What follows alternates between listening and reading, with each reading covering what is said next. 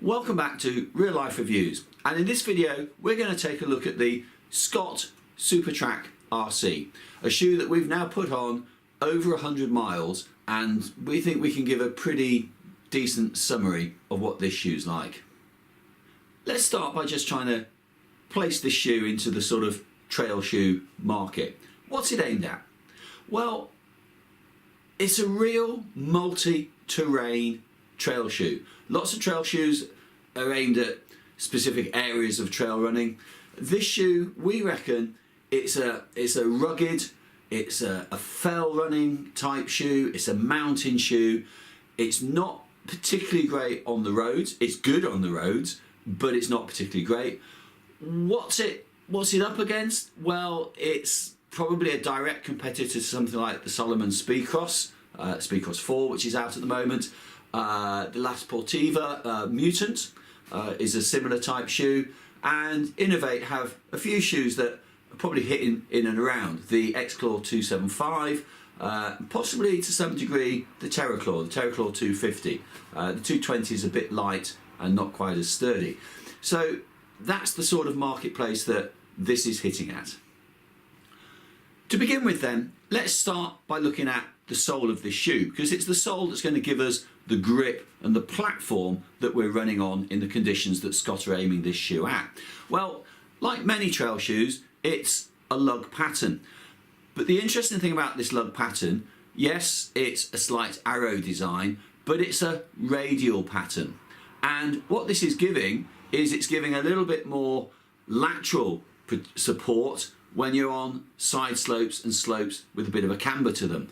If I turn it back round, you can see something slightly similar in the heel, and again, classically, you've got the direction of the lugs and the forefoot giving you grip moving forwards and going uphill, and you've got a sort of emphasis on the heel for when you're coming downhill.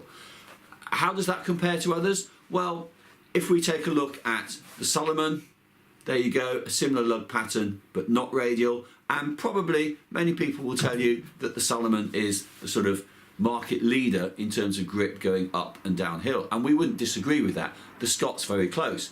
The Innovate, again, a lug patterned sole to the shoe, but not radial, using triangular lugs and varying the angle of those to give you a bit more side to or side grip to the shoe when you're running.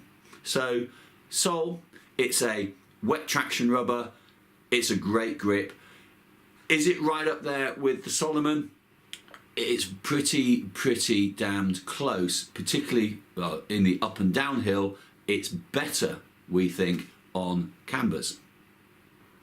If we move from the sole to the upper, then the first thing that you notice when you have a close look at this shoe and when you pick it up is it's a no-sew construction. It's bonded, and what that does is it removes one area of potential friction where you've got stitched seams. This sort of idea of reducing friction and comfort extends then to the toe box, and I have to say that out of the box the mid and the toe feel a little bit wider than a number of other shoes, particularly wider than the Speedcross from Salomon. So it's much more comfortable straight from the box. It's not the most comfortable from the box. To my mind, that still goes with the Innovate. However, this shoe has moulded and become more comfortable over the miles. Anyway, back to the toe box. It's reinforced, as you would expect, but it also comes back, I think, a little bit further than many shoes that are on the market. And this enables just a bit more protection coming over the toes. I did though have one little gripe over this, and that's the first time I wore this shoe on one foot only, my right foot, where the little toe was happened to meet with the edge of that toe box, and I got a blister, and it was pretty uncomfortable.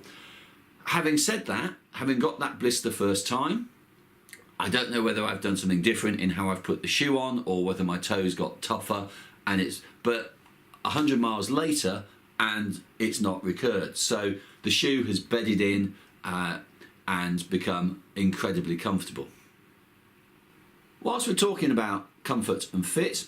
Just a little word on sizing for this shoe.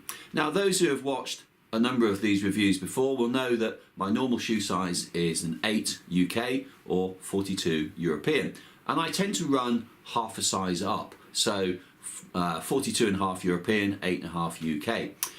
I couldn't get hold of an 8.5 in this. This is a size 8 and it fits pretty well. I've got space for my toes to move.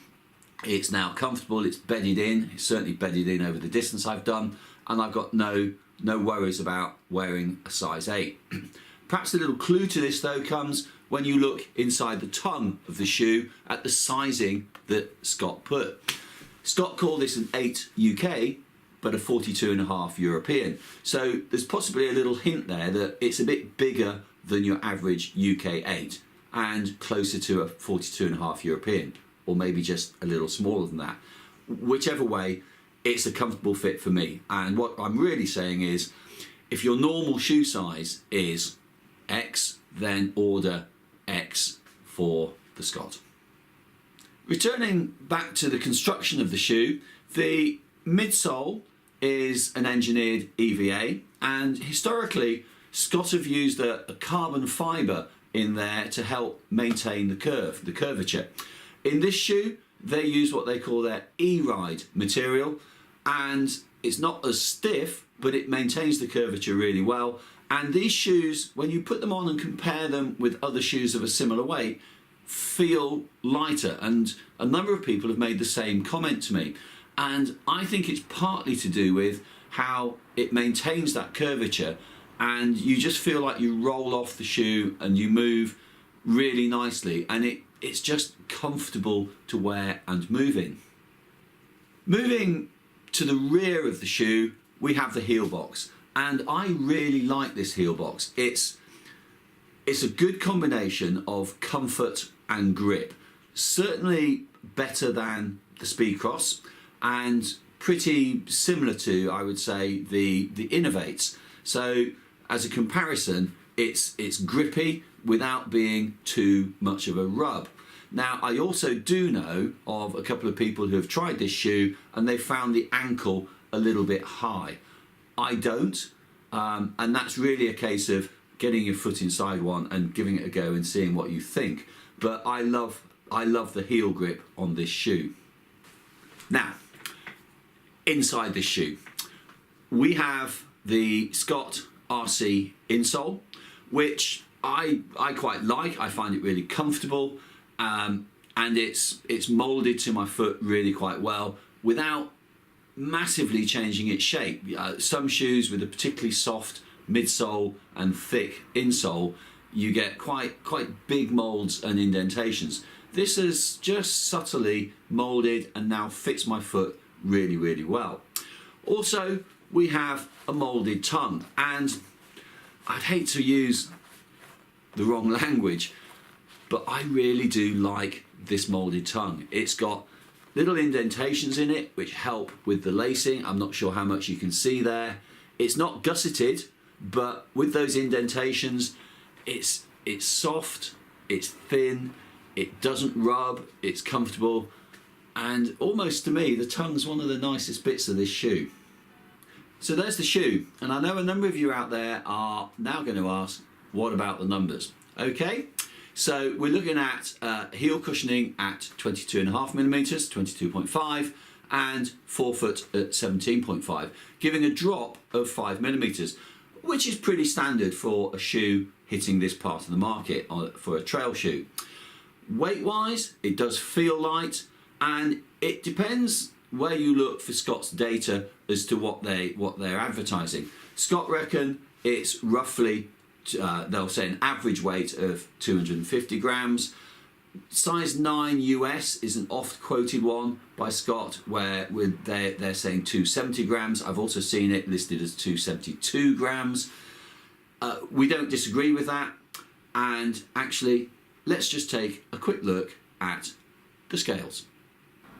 Here we are then with the Real Life Reviews scales, 0'd and 1 Scott Supertrac RC, 259 grams. We can't complain about any of the advertising that Scott are giving here with regards to weight.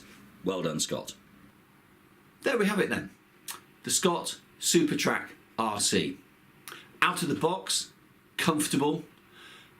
As we've worn it, got even more comfortable, and it's become, at Real Life Reviews, very definitely our go-to multi-terrain and rough, tough, technical terrain trail shoe.